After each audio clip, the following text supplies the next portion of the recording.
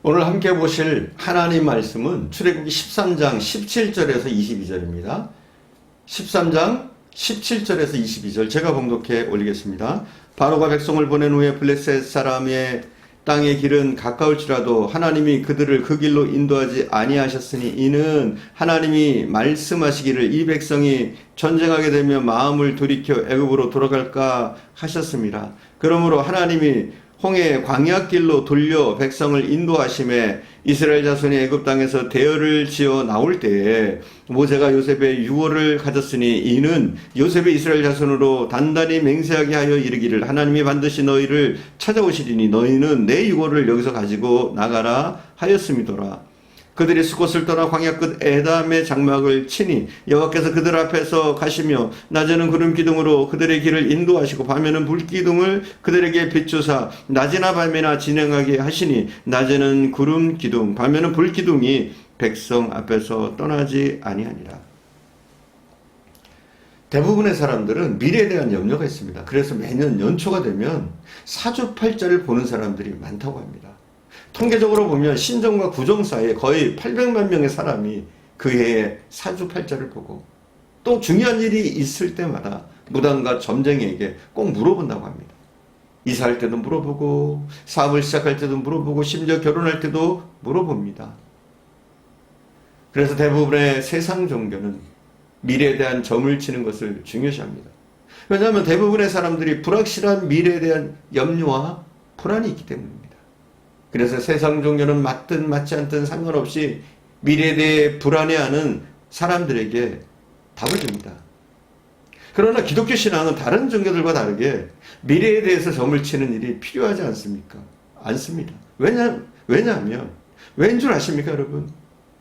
우리의 미래는 이미 보장되어 있기 때문입니다. 우리 하나님이 어제도 오늘도 내일도 우리와 함께 하시기 때문에 염려하거나 불안해할 필요가 없습니다. 그러므로 구원받은 하나님의 백성들이 이 세상에서 누리는 최대의 특권은 바로 하나님의 인도하심을 받고 산다는 겁니다.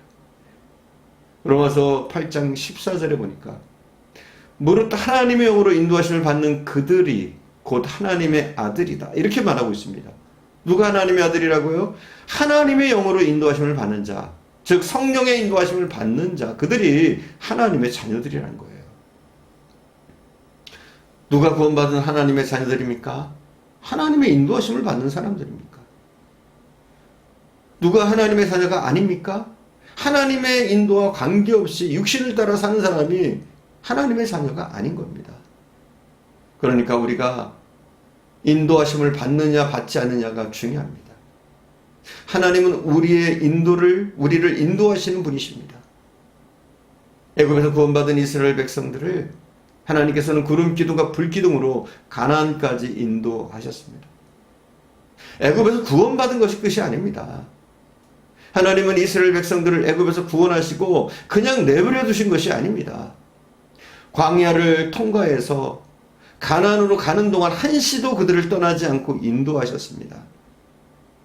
광야길에서 어디에 장막을 쳐야 할지, 계속 앞으로 가야 할지, 아니면 서야 할지, 무엇을 해야 할지 구체적이고 실질적으로 그들의 삶을 인도하셨습니다.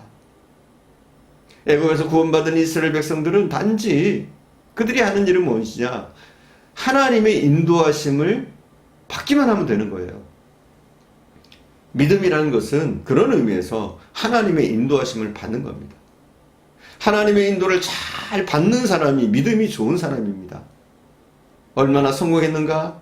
얼마나 많은 일을 했는가? 얼마나 오랫동안 교회를 다녔는가? 그것이 믿음의 기준이 아니라 얼마나 하나님의 인도하심을 잘 받고 있느냐? 이것이 믿음의 기준이라는 겁니다. 그런데 문제는 오늘날 많은 그리스도인들이 하나님의 인도하심을 제대로 받지 못한다는 사실입니다. 하나님은 우리의 삶을 인도하신다고 분명히 말씀하시는데 우리는 하나님의 인도를 잘 받지 못합니다. 열심을 내는 것, 봉사하는 것, 무슨 행사를 치르는 것, 그런 것들은 잘 하는데 결정적인 순간에 하나님의 인도를 잘 받지 못합니다. 그렇기 때문에 예수 믿고도 실패할 때가 많습니다. 그것은 하나님께서 안 계시기 때문이 아니라 우리가 하나님의 인도를 받지 못하기 때문입니다.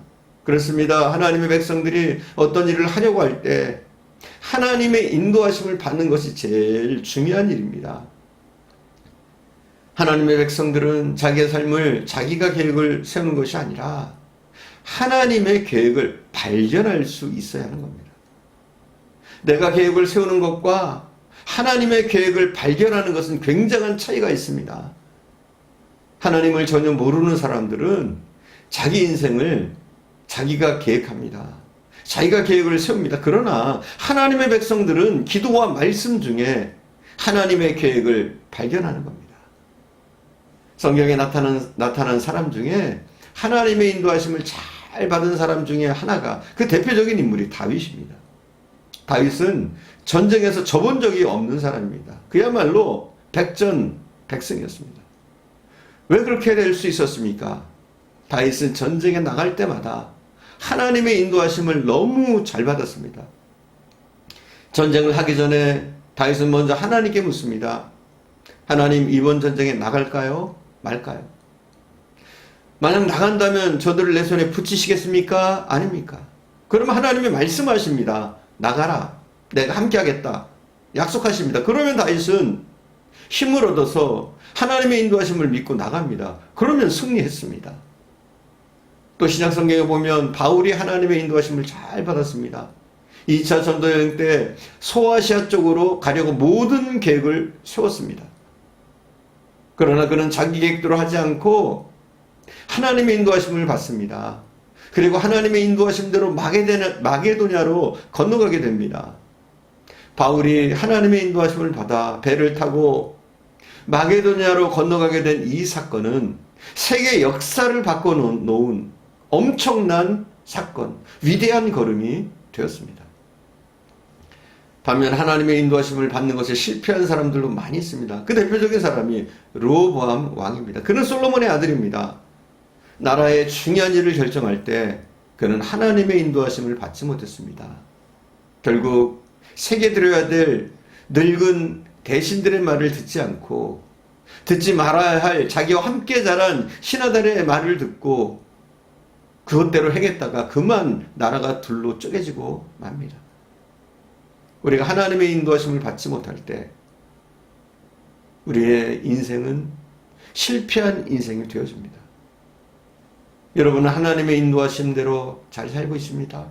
잘 살고 있습니까? 하나님의 인도하심을 잘 받고 있습니까? 계획대로 하자. 혹은 안 되면 되게 하라. 무슨 수를 써서라도 기어코 일을 이루어야 한다. 이런 말들은 사실 믿음의 언어가 아닙니다. 우리는 하나님의 인도하심을 잘 받아야 실패하지 않습니다. 우리는 하나님이 우리에게 가장 좋은 인도자라는 사실을 반드시 알아야 합니다. 애굽에서 구원받은 이스라엘 백성들에게 있어서 가장 좋은 인도자는 하나님이십니다. 바로의 권세를 꺾고 그들을 애굽에서 구원해내신 분이 하나님이시기 때문에 그렇습니다. 하나님이야말로 우리에게도 가장 좋은 인도자이십니다. 무당은 좋은 인도자가 아닙니다. 무당의 말을 들으면 처음에는 잘 되는 것 같다가 나중에는 결국은 망합니다.